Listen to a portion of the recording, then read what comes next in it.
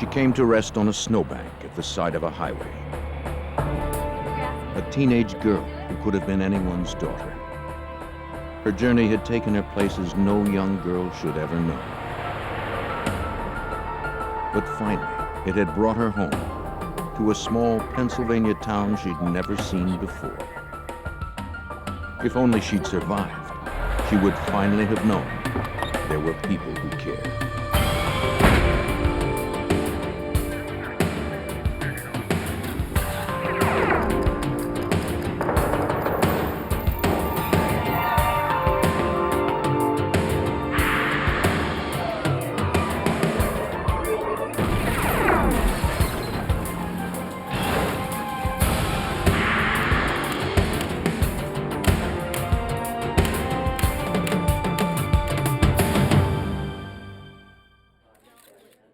She appeared on the highway in the spring, a young woman, her life cut short, her past and her identity a mystery. Only by finding out who she was could we ever hope to find her killer. I'm Jim Kallstrom, former head of the FBI's New York office. The highway gave the killer a quick and easy escape route, but the trail the FBI used to pursue him was twisted and long. We hoped it wouldn't be a dead end.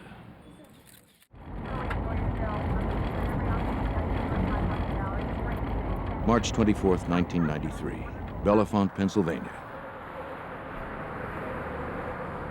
A late snowstorm had held spring at arm's length. On his way to work, a motorist drove down a quiet, snow-lined roadway. But something on the roadside caught his attention.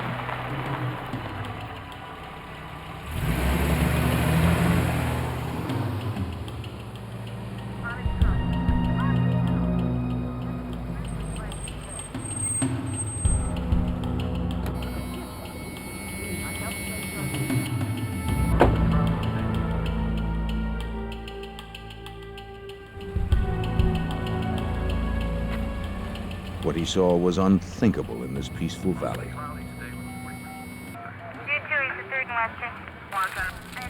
Pennsylvania State Police were immediately called in.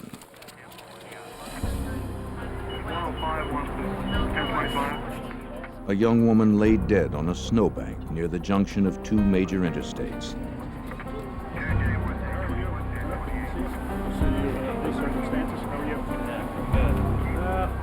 What do we got here? The county coroner determined the girl had died before she was dumped there. She was wearing only socks, panties, and a sweater. And she was young, high school or college age. But perhaps most disturbing, there was a rope knotted around her neck.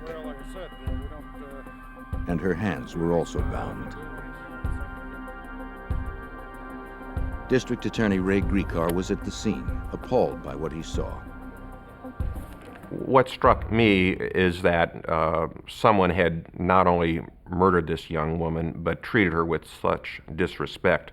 The way her body was found haphazardly askew on this pile of snow suggested that she had been just thrown out as if she were nothing more than a piece of refuse along the side of the road. And it's something that makes you angry when you see it. Her body was taken away for an autopsy.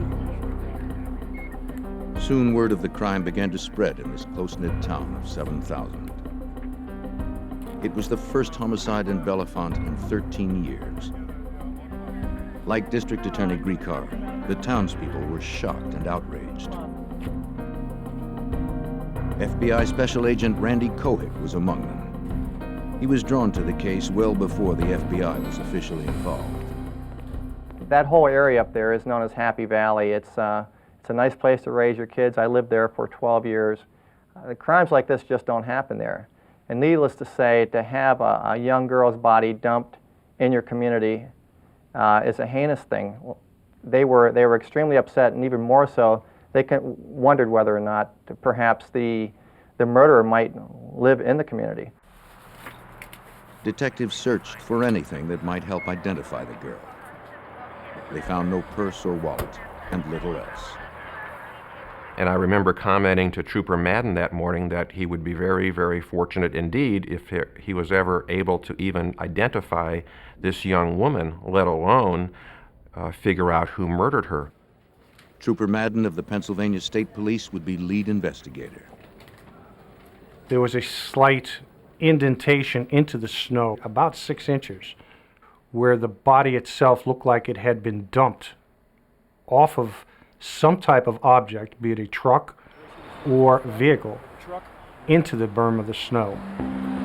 Madden surmised the vehicle had been a truck with a cab fairly high off the ground. Tire tracks nearby would prove him right.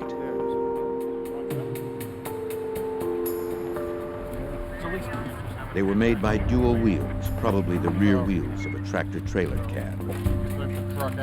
An evidence technician made plaster casts of the tracks to be sent to the Pennsylvania State Police lab. Examiners there would attempt to identify the brand and check for anything unusual about them. Then, if a suspect were found and his tires matched the tracks, the casts could help link him to the scene of the crime. Troopers fanned out to find clues. They searched both nearby fields and local Penn State University, but found nothing useful. The body was taken to Lehigh Hospital in Bethlehem, Pennsylvania. There, coroner Dr. Mahalakis would perform the autopsy, as Trooper Madden observed. The doctor determined the cause of death to be strangulation. There were no gunshot or stab wounds. The body's core temperature revealed the young woman had been dead less than 12 hours when her body was discovered. It seemed she had died some time before she was dumped on the roadside, as the coroner at the scene had guessed. Other tests indicated she had had sex before she died. Whether she was raped or had consensual sex at the time was not known. However, based on the circumstances, we believed at the time that a rape may have occurred. Dr. Mahalakis carefully removed the rope from around the girl's neck. Wait a minute, right here, Doc. There's a piece of hair, this black hair. Under the knot was a single dark hair. It didn't belong to this blonde girl. But was it the killer's? The hair would be sent to the FBI forensics lab in Washington, D.C., along with the knots for analysis. The type of knots could be important. They might help the FBI develop a profile of the killer. But the best clue came from the girl's left hand. There appeared to be something written on the palm. She had some faint numbers written on the palm of her left hand. They had been written on possibly in ink, and they'd been on there for some time as they had faded, and they were barely legible. It was thought by both Bill and myself that possibly this could be the lead we were looking for that could possibly lead us to her identity. Numbers, The writing was letters. indecipherable, though it looked like it might be numbers. That's pretty faint. Can you get that? Agent Kohig suggested experts at the FBI lab could make them clear enough to read. It was thought that perhaps we could have these enhanced by the FBI lab in Washington, D.C., so the skin was removed from her left hand and it was forwarded to the FBI lab. The girl's fingerprints would be run through a national database of missing persons. But the results would prove disheartening. Checks were made with her fingerprints through the APHIS system, which is a national system of checking fingerprints. They came back negative. Checks were also made using descriptors of the body and characteristics of the body, and that also came back negative. So we had no record of a person missing that matched this person we discovered.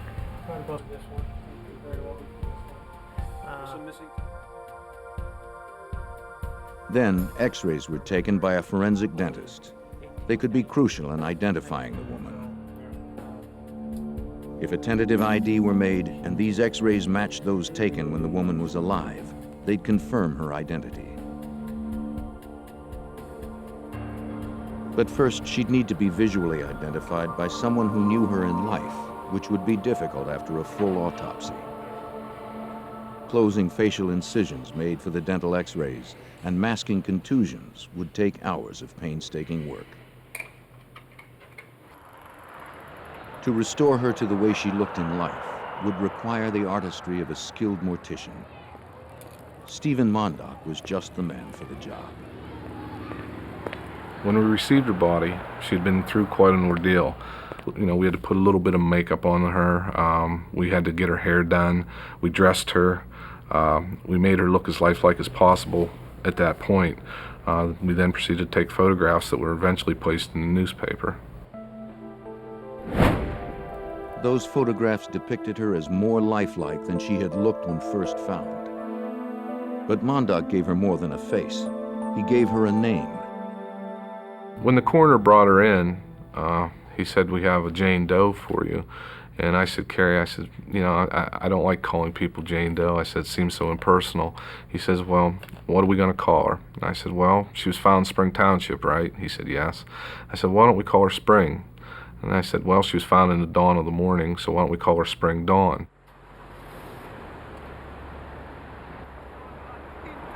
Mondock's caring work gave investigators exactly what they needed.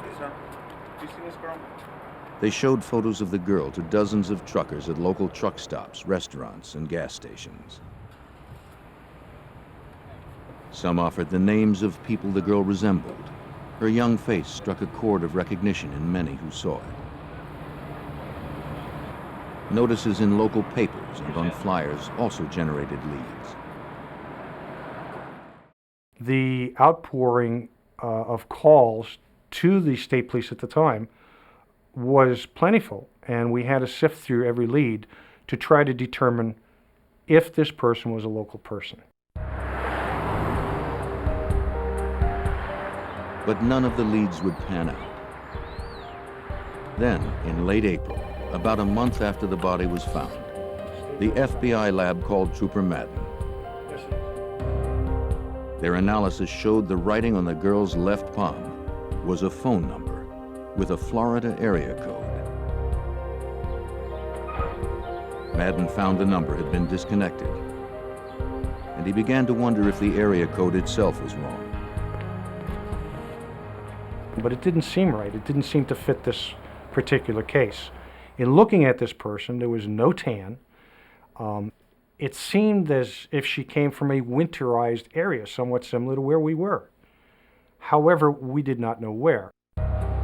Madden's best guess was that she came from west or north of Pennsylvania, probably within a 12-hour drive from where the body was found. Madden also realized that there were 2 phone numbers written on the girl's hand, not just one. So he noted all the cities within the 12-hour radius that had both the exchanges she'd written down. Madden and Cohick would send the numbers along with photos and descriptions of the young woman to sheriffs and state police in those areas. Perhaps the information would trigger some leads. As they worked the case, the people of Bellefonte followed each new development, offering help and support. There was a genuine showing of affection for this person and concern. I guess you could say she was posthumously adopted by the community of Bellefonte. And even though we were very quickly able to ascertain that she was not a local resident, there was still a very strong sense of she is someone that we cared about. As spring bloomed for Bellefonte, the girl remained in people's thoughts. Her story touched everyone, especially Madden and Cohick. These colleagues and longtime friends could not stop thinking about her tragic death and trying to solve the case even after hours. You can't let the town down. At the time I was assigned to this case, I had a 17-year-old daughter, and Detective Madden had 2 teenage daughters. So I think for the both of us, we took a very strong personal interest in the case. As a matter of fact, it pretty much took up all of our time during our working hours, and we would often find ourselves talking to each other at night on the phone at our residences. Never was community support so strong is when Stephen Mondock began to prepare the body for burial. I had florists call donating flowers. I had hairdressers calling to do her hair. I had people donating clothing. I had ministers willing to give their services, the vault company, the casket companies. The cemetery where she was to be buried was actually at the bottom of a beautiful mountain where there's wildflowers growing. We had the monument company had was willing to donate a stone to bury her. It was just amazing how much the town all came together in an effort to bury her. More than a month after the body was found, it was time for a burial. Not only did the town want to bring closure to the tragedy, the body could not be preserved much longer. Still, Madden needed just a little more time. The last thing that we wanted to do as a police agency was to lose the body. In other words, we did not want the body buried at that point in time without identification. Just when the body could be kept no longer, a break in the case finally came. A sheriff's office in Maine received Madden's information packet on the girl. See what you think. Though he didn't recognize her face, he called one of the numbers written on the girl's hand. He had no idea who might answer the phone. Yes, hello, this is Sheriff. He reached Mark Rosenberg, a guidance counselor at a local school. Promising, given the girl's age. I'm Detective Staples. Thanks so much for meeting with me tonight. A detective visited Rosenberg and his wife at their home. I'd like to see if you can help me identify the woman in this. When the detective showed the Rosenbergs a photo of the girl, they immediately recognized her. Can you look at that for me, please? And when they spoke her name, it was eerily familiar. Dawn Marie Birnbaum. Steve Mondock's choice of the name Spring Dawn had been uncannily accurate. And I was shocked. I was amazed. It was just a strange coincidence. But it felt right. She was part of our community. Mark Rosenberg was one of the last people Dawn talked to before she died. Investigators hoped he could lead them closer to her killer. After a search that stretched from Florida to Maine, investigators had learned the identity of a teenage girl found dead near a rural Pennsylvania interstate. As they spoke to Mark Rosenberg, a guidance counselor at the school she had attended, he said she'd called him just days before she died, from a payphone. He'd tried to help her, but it was already too late. The school she attended was mainly for at-risk teens, like Dawn herself. She'd had problems with authority figures ever since her parents' divorce. In Indiana, where her mother lived, she'd been through a dozen foster homes and run away almost as many times. But at this boarding school, she'd finally found someone she could trust, her counselor, Mr. Rosenberg. As Mr. Rosenberg was talking to Dawn, the operator was interrupting, telling her to put more money in.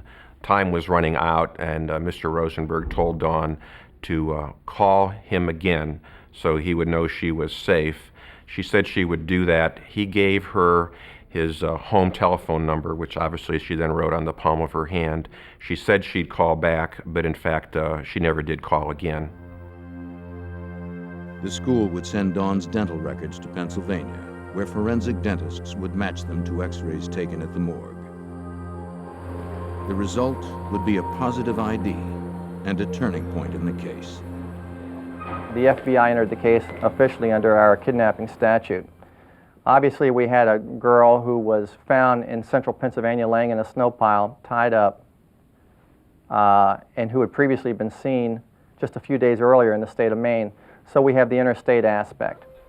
Now, we are aware that The investigation focused in Maine, where Dawn was last seen alive. Maine State Police officers interviewed Dawn's friends, including Heidi Hansen. Heidi told them Dawn had been planning to hitch a ride with a truck driver, as she'd done about a year before. On that occasion, Dawn and another friend, Mandy Gray, had run off with a trucker named John Hoffpower. They dropped off Mandy at her home in Georgia, then continued on.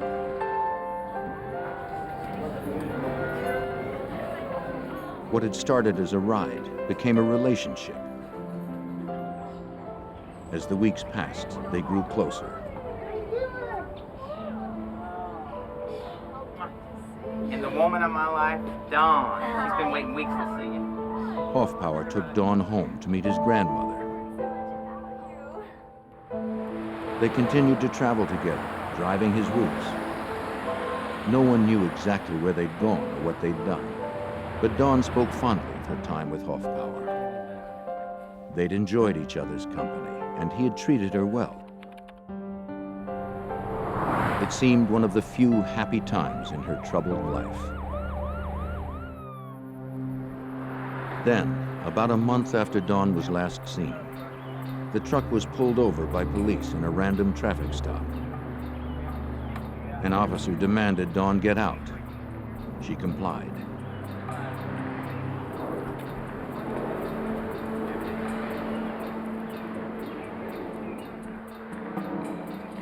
When she gave him her license, it triggered a missing persons bulletin filed by her school. The officer told Dawn she'd have to come with him.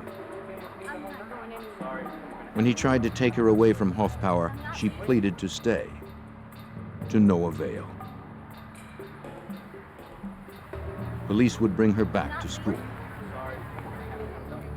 Since then, her behavior had been good, and she was due to graduate in just a few months.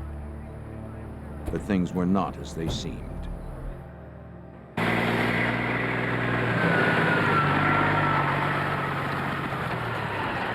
Apparently, Hoffpower was still in love with her, and maybe she with him.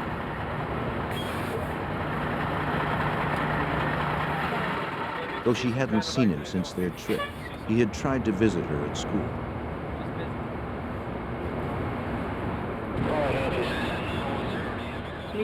Listen, I'm sorry, you can't get in here. But security guards had kept him from entering the grounds. You got no clearance to come in here.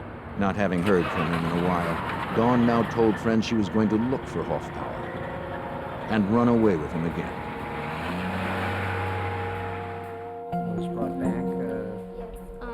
On the evening of Sunday, March 21st, 3 days before Dawn was found dead, she had snuck off from a movie theater. She told her friend Heidi she would hitchhike to the Dysart truck stop in Bangor, Maine, hoping to meet Hoffpower. Get 2 agents down there ASAP and get me all the information. Hoffpower now became a prime suspect, since Dawn was last seen headed to meet him. Agent Kohick attempted to track him down. Apparently, he lived in Mississippi. But Hoffpower proved elusive. The closest relative agents found was his grandmother, who lived in Emory, Mississippi.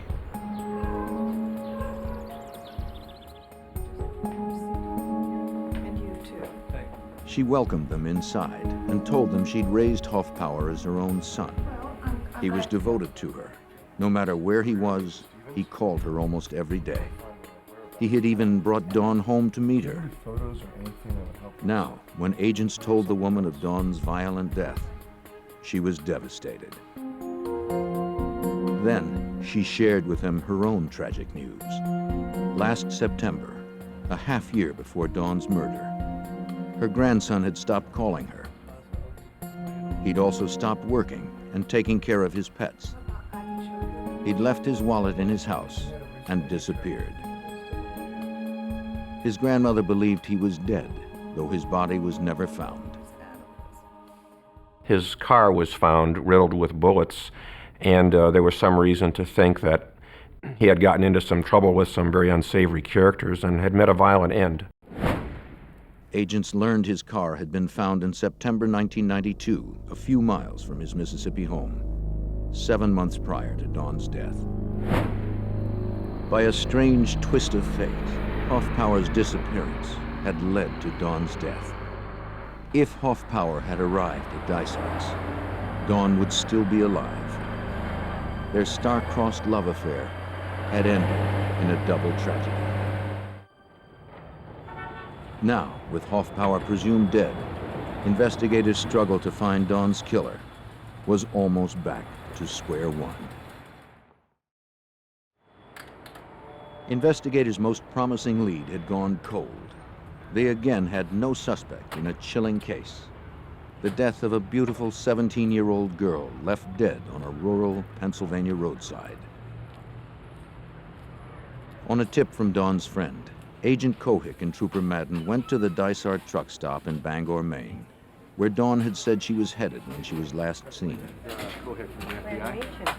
How are you? I'm Detective Madden. I wonder if we could ask a few questions. They showed Dawn's photograph to the cashier, who remembered seeing her on the telephone a few weeks earlier. She was over there. Surprisingly enough, even though 2 months had elapsed, agents discovered that people recalled seeing the young blonde girl there standing at the doorway asking truckers for rides as they walked through. She was recalled by several people at the truck stop. And I guess when you know, you're a young teenage girl and you're out on the road like that, people take notice.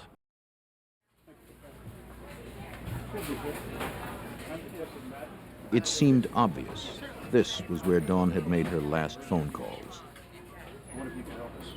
This cashier's desk, where a trucker would pay for fuel, was only about 15 feet from the bank of pay telephones which Dawn had used to make calls back home and down to the school. So it was easy to visualize how an encounter would have occurred between Dawn and a trucker. Agent Cohick secured a federal grand jury subpoena for the telephone records. Got a problem? Yep, we have a lot of problems. Going through them would be a painstaking task, but it was the most promising option in a case fast running out of leads. Mandy, her girlfriend, right? Mandy Gray. Some of her other girlfriends? The people Dawn had called might know where she had been going or who she was going with. You got it. ASAP. The phone records confirmed Dawn's call to her guidance counselor, Mark Rosenberg, in Maine. They also revealed she'd phoned other friends. It seemed her last call was at 10 a.m. to Mandy Gray, the girl who'd traveled with Dawn and Hoffbauer. A state trooper visited Mandy at her home in Georgia. Mandy confirmed Dawn had called her from the Dysart's truck stop. Dawn said she'd gotten a ride to Dysart's from a friendly trucker who'd given her money for food when he'd dropped her off. Mandy said her friend had been disappointed that she hadn't found Hoffbauer there. She seemed to have no one else to turn to and nowhere to go. If she headed toward Indiana, where her mother lived, she feared authorities would be looking for her. Based on the conversation she had had with her girlfriend in Georgia, Trooper Madden and I reasoned that she had obtained a ride with a truck driver from Dysart's truck stop. At that point, I decided it would be best if we attempted to identify who may have stopped there for gas over that several-day period. And so I had a federal grand jury subpoena issued for all the receipts from the truck stop for approximately a 4-day period surrounding when Dawn was last seen there. Meanwhile, Trooper Madden obtained receipts for the 3 truck stops closest to where Dawn's body was found in Pennsylvania. They hoped that whoever had given Dawn a ride had bought gas in both places. It was possible. The distance from Bangor to Bellefonte is just over 650 miles, but not probable. A big rig can easily travel 1,500 miles or more on a single filling. Undoubtedly, it was a long shot, but Cohick and Madden nonetheless began the painstaking task of scanning thousands of gas receipts. Over approximately the next 4 weeks, I compiled the receipts from Maine and from Pennsylvania and ended up with 2 separate lists. After comparing one list against the other, I noticed there was only one match on the entire list of several thousand names. The name was James Robert Cruz Jr. Cruz had bought gas on the morning of March 22nd at Dysart's truck stop, just as Dawn was talking on the telephone 15 feet away. 3 days later, he gassed up again in Milesburg, Pennsylvania, just a few hours before Dawn's body was found nearby. So this was a big breakthrough for us. We have a guy who's in Bangor, when Dawn is in Bangor, and in central Pennsylvania right about the time her body is found. The receipt showed James Robert Cruz Jr. worked at an Ohio trucking company. In response to a call from Agent Kohler, his manager verified the credit card purchases. Okay, I've got the records. And, Cruz was driving truck 44 on a route consistent with the events of the crime. Got the times, got the dates, got everything here. Agent Kohik and Trooper Madden now had a suspect in the killing of 17-year-old Dawn Marie Birnbaum. Okay, that sounds good to me too. Exactly. Investigators pursued their prime suspect, wanted for the murder of a 17-year-old high school girl Wednesday morning, then whose we'll go. body was dumped Sound near a good? Pennsylvania interstate. Mm-hmm. The man was a trucker named James Robert Cruz Jr. His manager told the FBI he was a model employee at an Exactly. Ohio trucking company. This is the file that we're But looking investigators found he had a dark And, past. for. Yeah, it turns I out. had a criminal history check run in the next few minutes and was able to determine that he had a rather lengthy criminal record. Most importantly on that criminal record was the fact that he had been in the U.S. military, and while in the U.S. military, he had been convicted of attempted murder via strangulation and had served time in Fort Leavenworth for that conviction. His military records gave investigators another key fact. We found that his blood type was A positive, which fit him into the small portion of the population which would be a possible source of the seminal fluid found in Dawn. It seemed investigators were closing in on their suspect. There's only one thing left that we could do to further attempt to identify whether he might have been the individual responsible for this murder, and that was to make a determination as to what type of tires he had on his truck.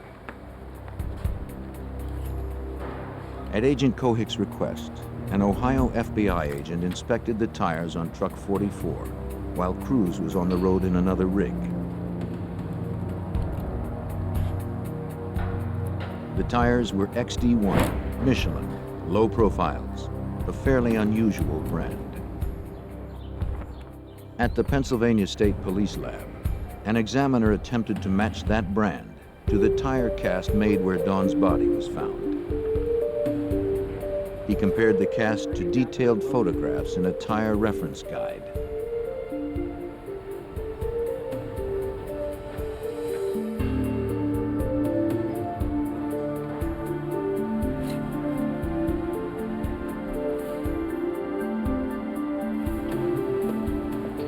They matched. Another breakthrough in the case. So we had a match on the tires, we had a match on the blood, we had the fuel slips. This, at this point, according to the United States Attorney's Office, was sufficient to put together a search warrant to search Jim's truck and to also perhaps take blood and hair samples from his body for DNA analysis.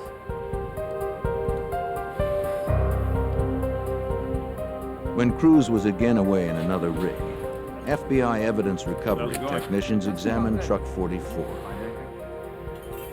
But if Dawn had in fact been in this truck, it would have been at least 2 months ago, so investigators didn't expect to find much.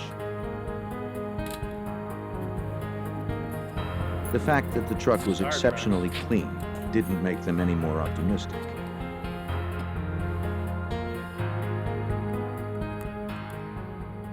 The search took pretty much the entire day, and it was an exhaustive search. We were searching both the tractor and the trailer itself. There were over 300 pictures taken of the tractor trailer. But nothing turned up. An evidence technician was about to declare the search complete when something caught the investigator's eye. And I looked at the passenger door and noticed that at the bottom of the door there was a piece of carpeting. And upon closer examination of the carpeting, I noticed one single blonde head hair interwoven in the fibers of the carpet. You see something?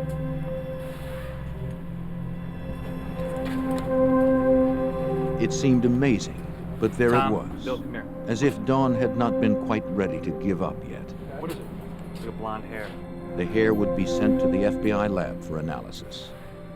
I thought it was a little bit too good to be true that this could be a hair from Dawn.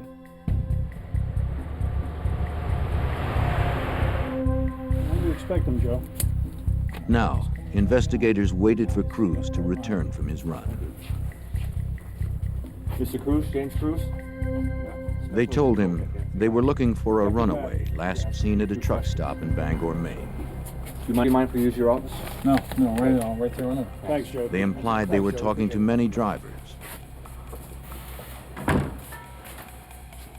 Take a seat right here in the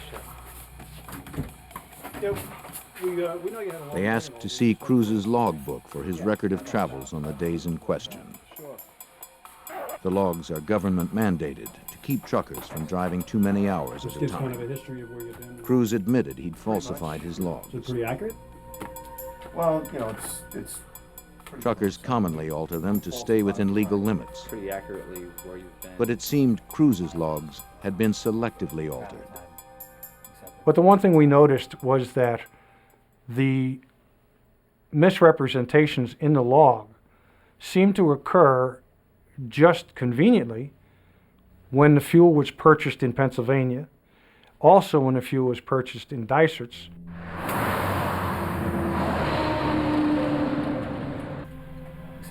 I'm sorry. In response to questions, Cruz calmly described his route. Yeah, pretty much. But when asked if he fueled up between Bangor and Pennsylvania, he said he didn't have to. The 240 gallons his truck could carry was enough for the trip.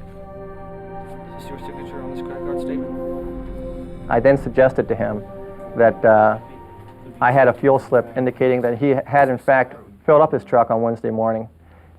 He paused for a second and then advised that he did in fact recall doing that, and it was due to the fact that they gave free showers away at that particular truck stop in Mossburg. I asked him why he hadn't remembered it, and he said to me, well, I guess I just forgot.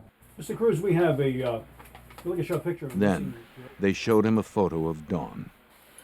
We asked him if he had ever seen this girl before. At that point in time, he very calmly and casually stated no, he had never seen this girl, he didn't know her, nor had he ever met her before in his life. They told him they had strong evidence linking him to the crime. Dawn's phone calls from Bangor that coincided with his stopover there. Do you have any problem with that? The match of his truck tires to the tire tracks at the scene.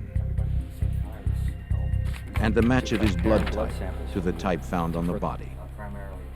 He calmly chalked it all up to coincidence. I don't know how. At no point during the interview did any of his mannerisms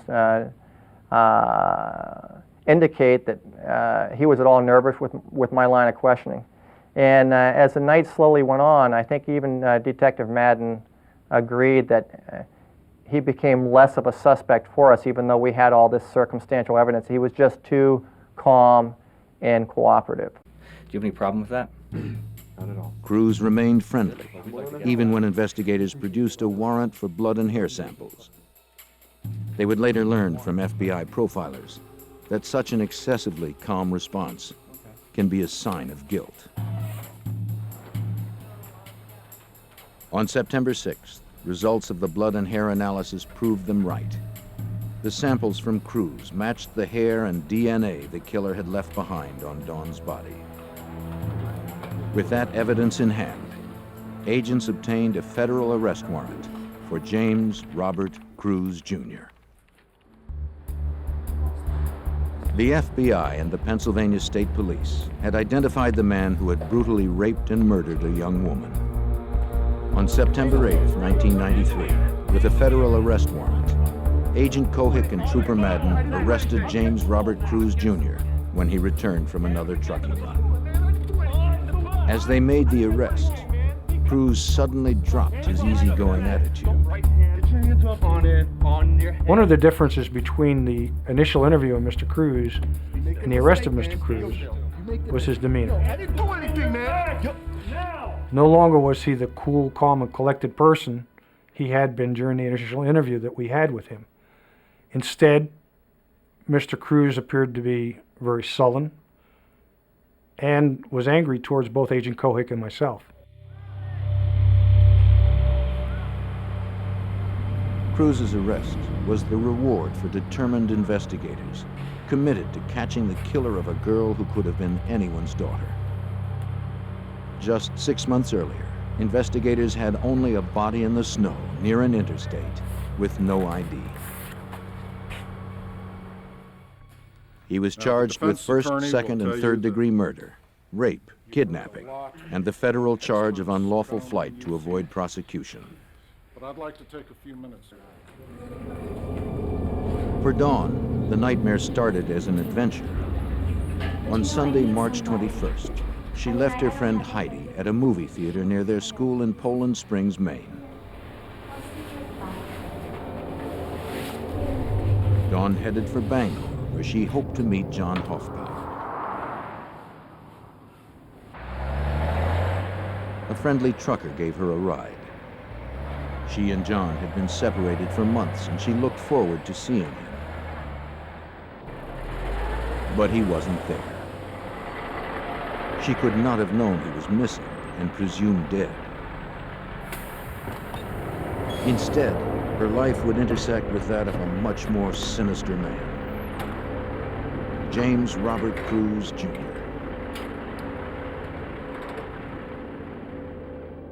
No, I'm okay. I'm fine. Dawn spent the day of March 22nd making calls at the Dysart truck stop in Look, I Bangor. was just calling to let you know I'm safe. She telephoned friends, letting them know where she was and that she was safe. Okay. We'll just tell everybody I'm okay.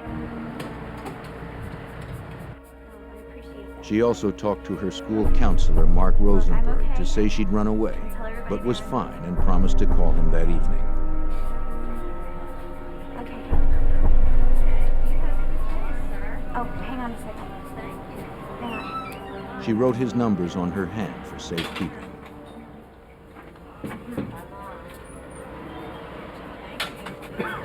When James Robert Cruz paid for his gas, he saw Dawn on the phone, just 15 feet from the cash register. Okay. All right, well, we'll keep in touch, okay? All right. Bye.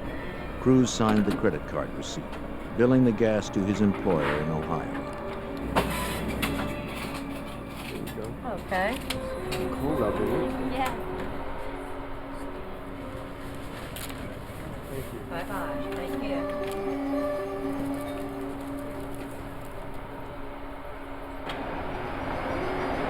Hey, mister. Where you headed? Do you think you might be stopping in Georgia? Can I get a ride? Absolutely. Get in. Thanks. It didn't take much to convince him to give her a ride.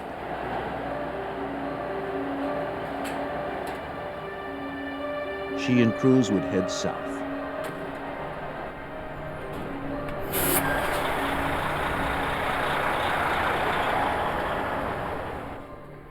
Prosecutors reconstructed the events that had led to Dawn Birnbaum's death.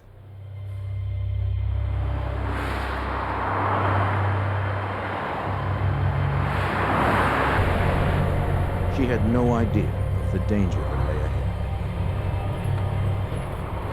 The hours she spent with James Robert Cruz would be her last.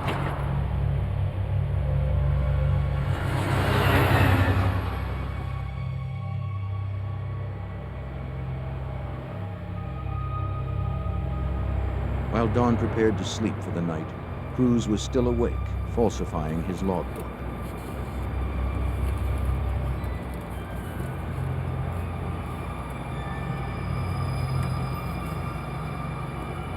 Dawn would soon find herself a helpless captive, trapped by a cruel predator, with no escape.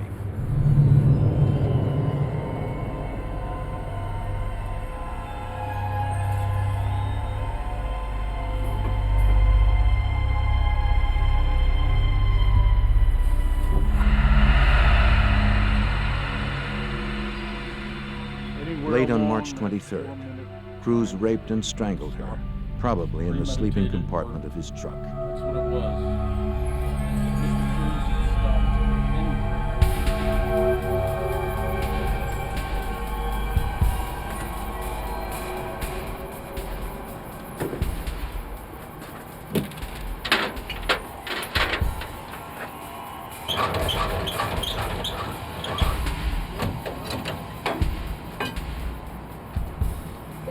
That same night, after buying gas in Pennsylvania, he disconnected his cab from his trailer at the travel point.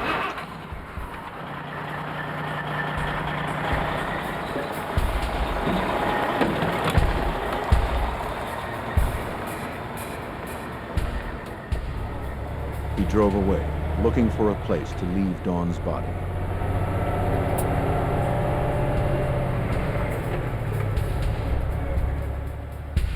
Cruz drove through the backwoods of Pennsylvania, anxious to dump the lifeless girl.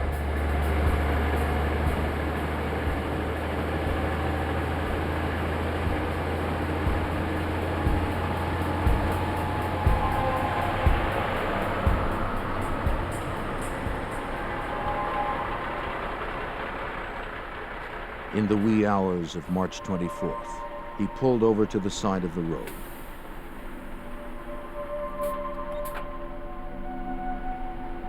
He pushed Dawn's body out of the truck and onto the side of a highway entrance ramp.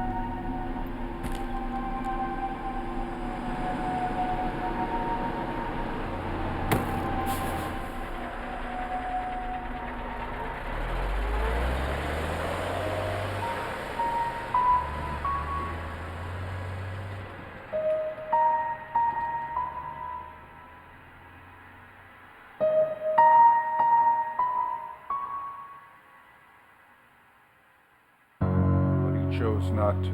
Cruz almost certainly believed he'd never be caught. That's what it was. And if not for dedicated investigators, advanced forensics testing, and plain good luck, he might easily have gotten away with murder. District Attorney Ray Griecar served as prosecutor. And one point that I wanted to emphasize to the jury was how long it took Dawn to die at the hands of James Cruz. The pathologist testified that from the moment the rope was knotted around her neck, it took 4 minutes for her to die. Griecar's approach was effective. On June 14th, after 14 hours of deliberation, the jury found James Robert Cruz, Jr. guilty of first-degree murder. The judge sentenced Cruz immediately to life in prison without parole.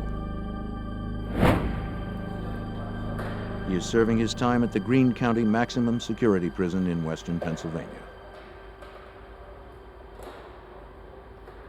The legacy of this investigation, I would say, is the fact that at the beginning of the investigation, all we had was a young girl laying in a snow pile who had died a death no one should have to die.